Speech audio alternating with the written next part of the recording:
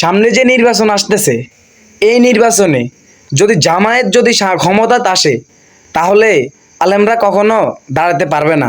এই নিয়ে হুজুর কি বলে, আসেন আমরা কথাগুলো শুনি হুজুরের মুখ থেকে। আগামী নির্বাচনে কওমি আলেমরা জামাতের পক্ষে থাকবে না। দলটি ক্ষমতায় আসলে কওমি মাদ্রাসার আলেমদের সবচেয়ে বেশি ক্ষতি করবে। জামাত ইসলামের জন্মটাই মুনাফিকি দিন, যাদের জন্মটা মুনাফিকদের দিয়ে, তাদের সাথে যারা ঐক্যের স্বপ্ন দেখে, আমাদেরও সন্দেহ হয় তাদেরও মুনাফিকি চরিত্র আছে কিনা। জামাত বাংলাদেশে আছে যারা ইসলাম প্রতিষ্ঠা করতে চায়, তারা যদি রাষ্ট্রীয় ক্ষমতায় যায়, সবচেয়ে বেশি আঘাত আসবে এই কওমি মাদ্রাসার উপরে।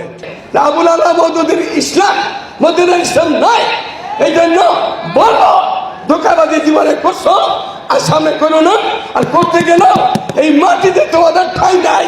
হেফাজত আমির আল্লামা শাহ মুহিবুল্লাহ বাবুনগরী বলেন, জামাত মওদুদীর ইসলাম অনুসরণ করে, মদিনার ইসলাম নয়। তাদের সঙ্গে কোনো ঐক্য হবে না।